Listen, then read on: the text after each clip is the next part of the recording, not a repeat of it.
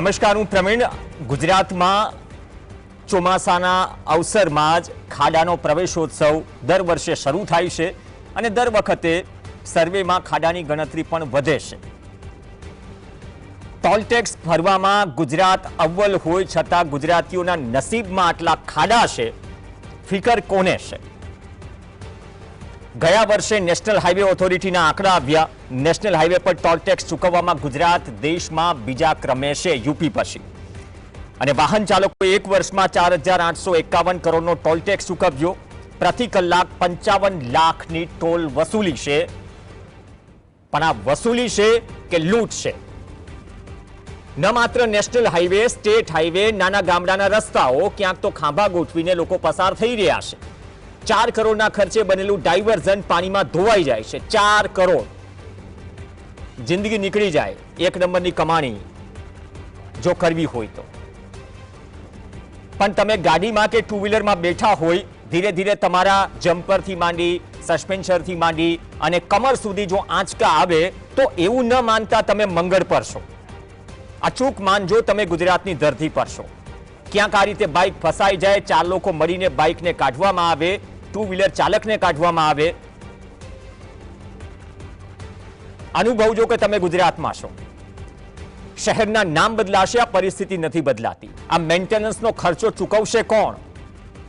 માર્ગ અને મકાન વિભાગનું બજેટ, જેમાં જોગવાઈ કરવામાં આવી છે, નાણામંત્રી કનુ દેસાઈએ કરી છે 2025-26નું 24,000 કરોડથી વધુ છે. તો સાહેબ, આ બજેટ જાય છે ક્યાં? આ પ્રકારના રસ્તાઓ તમે માનશો કે નેશનલ હાઈવે પર ટોલટેક્સ ભરીને તમારે આ રસ્તા પરથી પસાર થવાનું હોય તો ટોલટેક્સ વસૂલીને તમે શું યોગ્ય કરી રહ્યા છો? અને દરેકને હાલાકી છે. કદાચ લોકમુખે ચર્ચા છે એટલા માટે જ કે નેતાઓ અને મંત્રીઓ એટલા માટે સફેદ હાથી જેવી ગાડી વસાવી છે. કંપનીનું નામ જાહેર કરી બ્રાન્ડિંગ કરવાના મૂડમાં નથી, પરંતુ ગ્રાઉન્ડ ક્લિયરન્સ વધારે આવે અને ઝટકા ઓછા લાગે એના માટે થોડો ગાડીનો ખર્ચો વધુ થઈ જાય. પરંતુ એ જે ગાડીનું બજેટ હોય છે એ બજેટ દરેકના બસની વાત હોતી નથી. અમદાવાદ રાજકોટનો હાઈવે 3-4 વર્ષ પહેલા બનીને કમ્પ્લીટ થવાનો હતો, હજુ પૂરો થયો નથી. કેટલા ખાડા છે, ડ્રોન ઉડાડો તો ખબર પડે. ક્યાંક ડામર રોડ પર ખાડો પડે તો પેવર બ્લોક ગોઠવી દેવાય છે. ક્યાંક આરસીસી રોડ તૂટે તો પછી ડામરના પેચ મારી દેવાય છે. ક્યાંક એમનેમ માટી પાથરી દેવાય છે, મોરમ પાથરી દેવાય છે. શું આ રીતે થીગડા મારવાથી બધું જ સમૂહસૂત્રું થઈ જશે? મનરેગાથી માંડી ઘણા બધા રસ્તાઓના કામોમાં જે પ્રશ્નો ઊભા થયા છે, ભ્રષ્ટાચાર કે કટકીના વાર તહેવારે જે સવાલો ઊભા થતા રહે છે, એ ગંભીર છે. તપાસ થાય છે, લોકો પકડાય છે, પણ પછી રૂટીન થઈ જાય છે, આદત પડી ગઈ છે. ગુજરાત સરકારમાં ભૂતપૂર્વ મંત્રી હતા પુણેશ મોદી, એક વોટ્સએપ નંબર વાળું પોસ્ટર જાહેર કર્યું હતું કે તમારા વિસ્તારમાં ખાડા હોય તો અમને વોટ્સએપ કરો. એટલી ફરિયાદો આવી, વોટ્સએપ હેંગ થઈ ગયું. હવે નંબર પણ નથી અને પુણેશ મોદી મંત્રી પણ નથી. પણ આ પ્રવેશોત્સવ ક્યાં સુધી ચાલશે? ઘણી જગ્યાએ શ્રીફળ વધારીને લોકો અગરબત્તી કરી રહ્યા છે. આસ્થાનો વિષય છે. ખાડા દાડાની જેમ દરેક રસ્તા પર ઉભરી આવે છે ભર ચોમાસે. 2 દિવસ પહેલાની ઘટના છે ઓઢવની. પાણી ભરેલું હતું, બાઇક ચાલકને ખબર ન હતી, એ પાણીમાં ગરકાવ થયો, સીસીટીવી પણ આવી. આ દ્રશ્યો છે. તો ચોમાસા પહેલા ખાડા ખોદીને રાખી દેવાય છે. એ ખાડા બુરાતા નથી, કોકની જિંદગી હોમાય છે. એની કિંમત શું 4 લાખ છે? એક સામાન્ય વ્યક્તિ કોર્ટ કચેરીના ધક્કા ક્યાં સુધી ખાતો રહેશે? ગઈકાલે રાજકોટમાં એક હેમંત વીડા કરીને નાગરિક છે, તેમને કહ્યું કે રોડને 3 ફાટામાં બાંટી દેવાયો. ન તો ડાયવર્ઝન મારવામાં આવ્યું છે, ન તો કોઈ પોસ્ટર મારવામાં આવ્યું છે, ન તો લાઇટ છે. તો શું મરવા છોડી દેવાયા છે? એવું નથી કે સરકાર કામ નથી કરતી. ઘણી જગ્યાએ તો થોડા સમય પહેલા અમરેલીના વડિયાના દ્રશ્યો આવ્યા. ખબર નહીં આટલા બધા ખાડા છે છતાં પણ તંત્રને ભર ચોમાસે રોડ બનાવવાનું સુરાતન કેમ જાગે છે? ચોમાસાના 3 મહિના પહેલા જે 9 મહિના છે વર્ષના, શું તમે રોડનું કામ કમ્પ્લીટ ન કરી શકો? તો આ પ્રવેશોત્સવ ક્યાં સુધી ચાલશે? સરકારના દાવા મખમલના ગાલીચા જેવા છે, પરંતુ અમલવારી તમારી સામે છે. બે ખાસ મહેમાન આપણી સાથે જોડાશે. શૈલેન્દ્રસિંહ જાદવ જોડાશે આપણી સાથે, રાજકોટથી આરટીઆઈ એક્ટિવિસ્ટ છે. એમને જે આરટીઆઈ કરી હતી કે અમદાવાદ અને રાજકોટ હાઈવેનું કામ ક્યારે પૂરું થાય છે, અને બાદમાં ચર્ચા જાગી કે કોન્ટ્રાક્ટરો બદલાઈ ગયા, હજુ પણ હાઈવેનું કામ પૂરું થયું નથી. અને સંજય ઇજાવા જોડાશે, જે પણ આરટીઆઈ એક્ટિવિસ્ટ છે, સુરતથી જોડાશે. શૈલેન્દ્રસિંહ, આપથી શરૂઆત કરીએ. શૈલેન્દ્રસિંહ, આ મેં ટોલટેક્સના આંકડા મૂક્યા નેશનલ હાઈવે ઓથોરિટીના. કલાકે 55 લાખની વસૂલી, ગુજરાત દેશમાં ટોલટેક્સ વસૂલીમાં બીજા ક્રમે. છતાંય ગુજરાતના નસીબોમાં, ગુજરાતવાસીઓના નસીબોમાં આવો રોડ? દાવા તો મખમલના ગાલીચા જેવા છે અને રોડ તો મંગળની સપાટી જેવા. એટલે ગુજરાતના નાગરિકો એટલા સહનશીલ થઈ ગયા છે ને કે તેમને પોતાને આમ સહન શક્તિની આદત પડી ગઈ છે. ક્યાંય અવાજ ઉઠાવવાની કે એમને પોતાને જે તકલીફો પડે છે, જે સમસ્યા છે, અને એક તંત્રનો જે ભય છે અંદર નાગરિકોમાં કે આપણે સવાલ ઉઠાવશું તો આપણા વિરુદ્ધ કાર્યવાહી થશે, એક પ્રકારનો જે ડરનો માહોલ છે. જેમ તમે કીધું, રાજકોટ અમદાવાદ 6 લેન હાઈવે જે છે, હવે 2018 શરૂ થયો, 2020 પૂરું થવાનું હતું, 2025 થયો, હજી પૂરું થયું નથી. ત્યાંથી પણ અટકતા નથી. એ રસ્તો અત્યારના એની હાલત એવી છે કે રાજકોટથી અમદાવાદ જાઓ એટલે પૂરેપૂરો રસ્તો આખો ખાડાવાળો થઈ ગયો છે. તો આના માટે જે કોઈ કોન્ટ્રાક્ટર છે, જે કોઈ અધિકારી છે, ખરેખર તો જે મોનિટરિંગ એજન્સી છે એ આના માટે રિસ્પોન્સિબલ છે કે અત્યાર સુધી એ લોકોએ આજે કોઈ નાગરિક ફરિયાદ કરે પછી જ ખાડા બુરવાના કેમ? એ લોકો ઇન્સ્પેક્શન નથી કરતા? એનો જે કોન્ટ્રાક્ટર છે શું એને નથી ખબર? શું? અને આપણે અકસ્માત થાય, અકસ્માતની રાહ જોઈએ, અકસ્માત થાય પછી ખાડા બુરીએ. ઓપન ડિવાઈડર, રાજકોટથી અમદાવાદ જાઓ એટલે વચ્ચેથી ડિવાઈડર તૂટી ગયા છે, ખાડા એટલા છે. તો ક્યાં સુધી આપણે આ બધું ચલાવી લેશું? એટલે આમ જ ચાલતું રહેશે?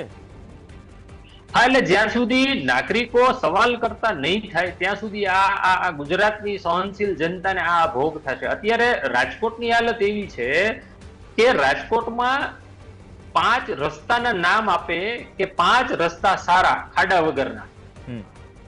રાજકોટમાં એક પણ રસ્તો એવો નહીં હોય કે જ્યાં ખાડો નહીં હોય. વિચાર તો કરો, સૌરાષ્ટ્રનું પાટનગર છે, ત્યાં જો આવી હાલત હોય તો ઇન્ટિરિયર નાના નાના સેન્ટરની હાલત કેવી હશે? હવે આજનું એક એક્ઝામ્પલ તમને દઉં. એક સ્પીડ બ્રેકર આખું જે હતું એ આખું સ્પીડ બ્રેકર આખું રસ્તાથી અલગ જગ્યાએ વયું ગયું. આનથી મોટી વિડંબના તો શું કેવી યાર? તેમ છતાં માણસોની સહન શક્તિ એવી છે કે માણસો એવું પોઝિટિવ, એટલી એનર્જી સાથે એમ કે છે કે સ્પીડ બ્રેકર જો કેટલું મજબૂત હતું, તૂટ્યું નહીં, ખાલી ખસી ગયું. આ પ્રકારની માનસિકતા નાગરિકોમાં થઈ ગઈ છે. એટલે સહન શક્તિની એક જેને કહેવાય ને કે આમ પરિકલ્પના જે કરવી બહુ આમ કહેવાય શબ્દ નથી એમ. એટલે આદત પડી ગઈ છે.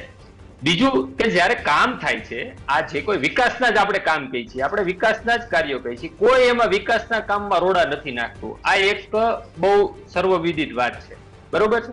તો વિકાસના કામ તમે કોને આપ્યા, ક્યારે પૂરા થશે, કોન્ટ્રાક્ટરના નામ શું, એના અધિકારી કોણ છે, એના બોર્ડ મૂકો ને એટલે ખબર પડે કે આ રોડ કોને બનાવ્યો, આ કોન્ટ્રાક્ટર કોણ છે, આનો જવાબદાર અધિકારી કોણ છે. એના ખરેખર તો જયારે ઉદ્ઘાટન થાય ને રોડમાં ત્યારે નામ જ મૂકવા જોઈએ કે આ આમની આ જે કઈ કામગીરી છે ને આમની છે. એટલે ઓટોમેટિક નાગરિકોને ખબર પડે કે આ કેવું કામ કોને કર્યું.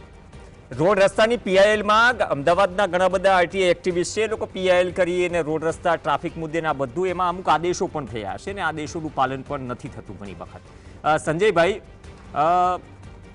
કહ્યું કે સહનશક્તિ માપવામાં આવી રહી છે, એટલે હવે શું સહનશક્તિ ખબર પડી ગઈ છે કે આપણે આવા રોડ પીરસીશું, ચાલશે? હવે આ જેવું ચોમાસું પતશે એટલે કેવી સરકાર તરફથી જાહેરાત થશે કે દિવાળી સુધીમાં તમામ રોડ રીસર્ફેસ થઈ જશે. હવે સાહેબ તમે ગેરંટી નથી આપી શકતા કે 4 કે 5 વર્ષની સમય મર્યાદા પહેલા રોડ તૂટી જાય, તમે તમારા મકાનમાં કદાચ કોઈ કોન્ટ્રાક્ટર હોય અથવા બિલ્ડર પાસેથી મકાન લીધું હોય, પહેલા જ વર્ષે ભેજ આવી જાય, તમે એનો કાટલો નથી મૂકતા. આ તો પ્રજાના ટેક્સના પૈસા છે, મંત્રી કોઈના ખિસ્સામાંથી નથી લાવતા. તો આ પરિસ્થિતિ કેમ સર્જાય છે અને કેમ દર વખતે ખાડા વધે છે, રોડ વધે છે, રોડારે ખાડા પણ વધે છે? આ વિષયમાં આપણે વાત કરીએ તો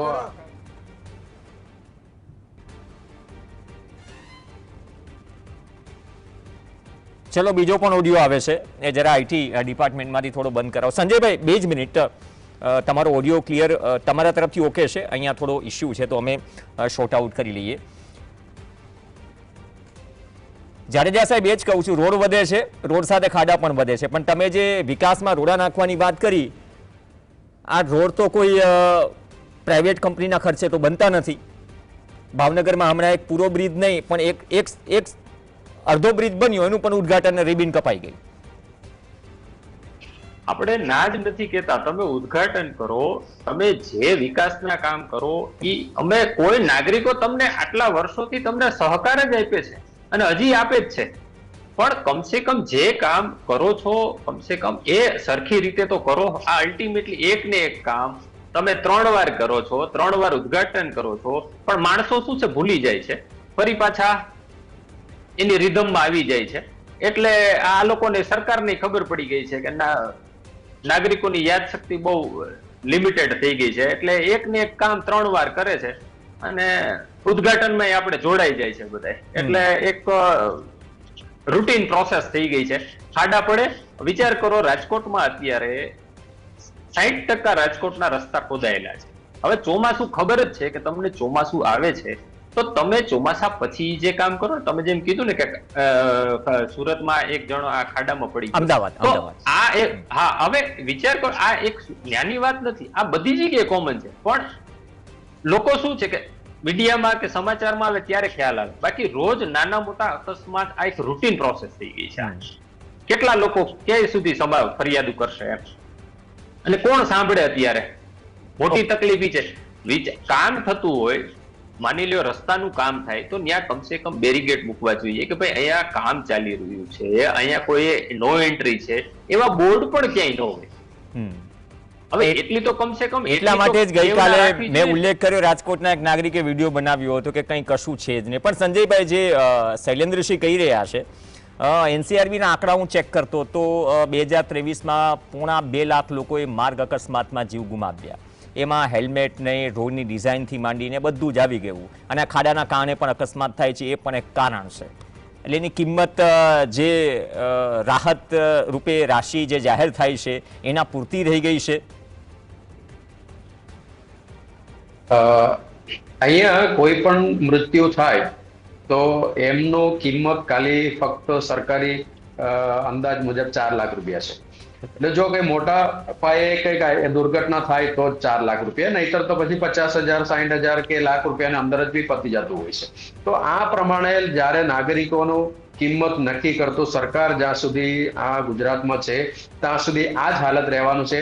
કારણ કે નાગરિકો પણ એની અંદર ટેવાઈ ગયું છે, ભાઈ આપણને 2 લાખ કે 5 લાખ કે છેલ્લે 4 લાખ રૂપિયા મળે તો પણ આપણે કોઈ અવાજ ઉઠાવવું નથી, સરકારને નારાજગી વ્યક્ત કરવું નથી, આપણે જે એરિયામાં જે નેતાઓ છે એ નેતાઓને કશું કહેવું નથી, આપણે કોઈ જગ્યાએ રજૂઆત નથી કરવી, કારણ કે આપણે કસે પાછળથી આપણે તકલીફ પડે, આવા બધા વિચારો એ લોકોના મનમાં આવે ત્યાં સુધી આ કોઈ સિસ્ટમ સુધારવાનું નામ લેશે નહીં. જ્યારે તમે ખાડાની વાત કરો, સુરત મહાનગરપાલિકા હોય અથવા અન્ય અમદાવાદ હોય, રાજકોટ હોય કે બરોડા હોય, કોઈ પણ મહાનગરપાલિકામાં તમે જુઓ તો જે રસ્તો બનાવવા માટેનું જ્યારે પણ ટેન્ડર બહાર પાડતું હોય છે તો 1 વર્ષનો ડિફેક્ટ લાયબિલિટી પીરિયડ એની લોકો એની અંદર મૂકવામાં આવે છે. ને જ્યારે આરએનબી હોય અથવા જીએડીસી અન્ય જે ગવર્મેન્ટ સંસ્થાઓ જ્યારે પણ ટેન્ડર બહાર પાડે છે એની અંદર એ લોકો ઓછામાં ઓછું 5 વર્ષનું મેન્ટેનન્સ અથવા ડિફેક્ટ લાયબિલિટી પીરિયડ 5 વર્ષ સુધી કશું પણ એ રોડને થાય તો તમારે બનાવી આપવાનું, એવું જોગવાઈ ટેન્ડરની અંદર સમાવેશ કરતા હોય છે. એટલે આમ જોવા જાય તો આપણે હાઈવે, નેશનલ હાઈવે કે સ્ટેટ હાઈવે કમ્પેરેટિવલી સુરત શહેર જેવા અન્ય શહેરો શહેરોના તુલનામાં થોડુંક સારું બનતું હોય છે, કારણ કે એને 5 વર્ષ મેન્ટેનન્સ કરવાનું છે. અને જે મહાનગરપાલિકા કે નગરપાલિકાની અંદર થીંગડા જ મારે છે નકરો, કારણ કે એને ખબર છે મારે 1 જ વર્ષ આ ચલાવવાનું છે. અને જેમ વરસાદ આવે એટલે વરસાદનો 4 મહિના તમે બાદ કરો એટલે 8 મહિના એને ચલાવવાનું છે. એટલે 8 મહિના ચાલે એવું આપણે રોડ બનાવવાનું છે, કારણ કે એની અંદર આપણે ટકાવારી તો સાહેબ થી લઈને પદાધિકારી થી લઈને સ્ટેન્ડિંગ કમિટી થી લઈને પક્ષ થઈને બધાને આપવાનું છે. એટલે એમાંથી જયારે તમે ટકાવારી બાદ કરીને આ બધાને આપીને છેલ્લે કામ કરવા માટે જાઓ ત્યારે કોન્ટ્રાક્ટરની હાથમાં પણ કદાચ કઈ નહીં વધતું હોય. એટલે 8 મહિના ટકે એવી રોડો બનાવે અને બાકીના 4 મહિના તમારે ટોટલી આ ખાડાવાળો એટલે જે સ્પેસ સેન્ટરમાંથી તમે ઉતરા હોય એવી જે સ્થિતિમાં તમારે એના અહેસાસ અથવા એના ફિલિંગ સાથે તમારે ગાડી ચલાવવી પડે અને કમર તોડવું જ પડશે. હા, અત્યારે એક સિસ્ટમ બની ગયું છે એટલા માટે. અને બે રીતે સાહેબ કમર તૂટે છે ને, સાહેબ બે રીતે કમર તૂટે છે ને. એક તો તમે ખાડામાંથી પસાર થાવ ત્યારે ઝટકા આવે, પછી જે 55, 75, 80, 125, 190 સુધી તમે જે ટોલ ટેક્સ ભરો છો એ ક્યાં કમર તૂટે? કમર એટલા માટે તોડવાનો વારો આવે છે કારણ કે મહાનગરપાલિકા નગરપાલિકામાં તો આપણે તો કોઈ ટોલ ટેક્સ ભરવાની જરૂર હોતું નથી. ત્યાં તો આપણે તો કમર તોડવાનું છે. અને જો તમે 180 કે 200 રૂપિયા ભરીને તમે એક્સપ્રેસ હાઈવે તરફ જાઓ અને ત્યાં કદાચ થોડું ઘણું તમને સ્મૂથલી ગાડી ચલાવવાનો વારો આવે, અને આમ જોવા જાય તો અત્યારે નવું જે બનાવેલો જે મુંબઈ દિલ્હી એક્સપ્રેસ હાઈવે છે એમાં પણ અત્યારે કમર તૂટે એવી જ હાલત છે. હજી એનું પૂરેપૂરું ઉદ્ઘાટન પણ નહીં થયું. એટલે કામની ક્વોલિટી ઉપર છેલ્લે વાત આવીને ઉભી રહી છે, કારણ કે કામની ક્વોલિટી બરાબર હોય તો આ બધી વસ્તુથી આપણે પાર થઈ શકે છે. પણ કામની ક્વોલિટી જયારે ખરાબ બનાવતું હોય એના માટે કોન્ટ્રાક્ટર એવું કહે છે ભાઈ અમારે બધી જગ્યા પર આપીને છેલ્લે જે વધે છે એમાં રોડ બનાવવાનું હોય તો આવું જ રોડ બને. એ અત્યારે આમ જનતાને આ પ્રમાણે બધાને સમજાવતા હોય છે. એટલે આમ તો સરકાર જે ભ્રષ્ટાચાર બંધ કરવાનું ઈચ્છતા હોય અથવા કડક કામ લેવા માટે ઈચ્છતા હોય તો જ આનો નિકાલ આવશે. બાકી ગમે એટલે આરટીએ કરો, ગમે એટલું પીએલ કરો, ગમે એટલું અહીંયા આંદોલન કરો, પણ આમાં કોઈ દિવસ આ કોઈ સુધારો આવશે નહીં એવું મારું માનવું છે. એટલા માટે જનતાને જાગવું પડે. જ્યાં સુધી જનતા ન જાગે ત્યાં સુધી આનો કોઈ નિકાલ આવશે નહીં, અને જનતા જાગે તો જ આ રોડ પણ સરખું થાય.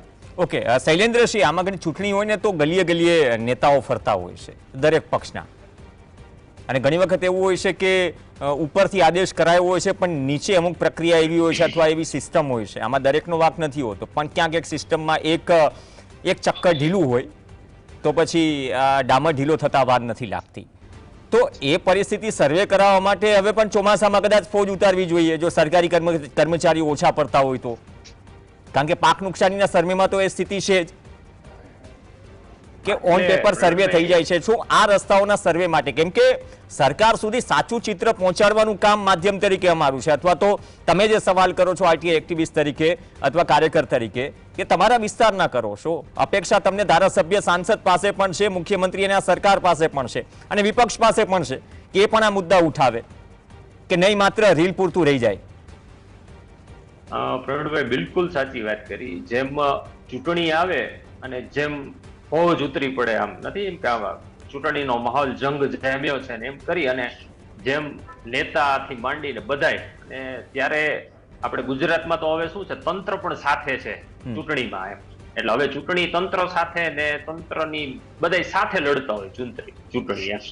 તો ત્યારે જેમ એક બૂથનો સર્વે થતો હોય, એક વિસ્તારનો સર્વે થતો હોય, જુદી જુદી એજન્સી કામ કરતી હોય, તો જેમ તમે કીધું ને એમ ખરેખર જે જૂથમાં અને જે રીતે ચૂંટણીમાં કૂદી પડતા હોય ને એમ અત્યારે બધાએ છે ને કૂદી પડવું જોઈએ. આપણે બધાએ સર્વે માટે જે લોકો જોડાયેલા છે ને, જે રાજકીય એમાં આપણે કોઈ પણ પોલિટિકલ પાર્ટી આ તો સત્તા સ્થાને હોય એને જ સવાલ થાય હંમેશા, વિપક્ષને કઈ સવાલ ન થાય. આમાં ઘણી વખત પ્રશ્ન કરો છો ને ત્યારે એમ કે તો શું તમે પોલિટિકલ આ પાર્ટીના છો, પણ હંમેશા જે સત્તા ઉપર જે કોઈ હોય એને જ સવાલ કરવામાં આવે. વિપક્ષ એટલા માટે જ છે કે એ નાગરિકોનું સમર્થન નથી. તો વિપક્ષને સવાલ કરવાના હોય, વિપક્ષને સવાલ કરવાના હોય અને સત્તાએ જવાબ દેવાના હોય, એના માટે તો છે સત્તા. હવે તમે સત્તાને અત્યારે પૂછવા જાઓ તો તમારી પાછળ કોઈ એક પોલિટિકલ પાર્ટીનું લેબલ લાગી જાય તમને કે તમે તમે આને સપોર્ટ કરો છો, તમે આને સપોર્ટ કરો છો. અરે ભાઈ, એક નાગરિક તરીકે એક સવાલ પણ નહીં કરવાનો સત્તાને.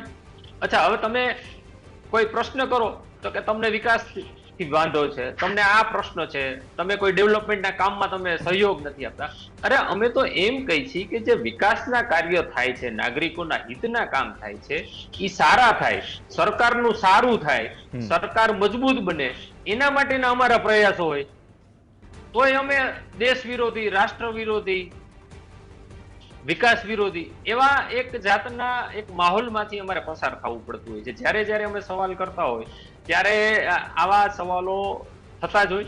પણ જેમ તમે પ્રવીણભાઈ કીધું ને, ખરેખર ઈ વાત બહુ મુદ્દાની, તમારી વાત સાથે સહમત છું. અત્યારે જેમ ચૂંટણીમાં કૂદી પડે છે ને, એવી રીતે બધાય જે કઈ સત્તાધારી પક્ષના જે કોઈ કાર્યકર્તાથી બધે કૂદી પડવું જોઈએ, એક એક ખાડાનો, એક એક વિસ્તારનો સર્વે કરવો જોઈએ લોકોએ.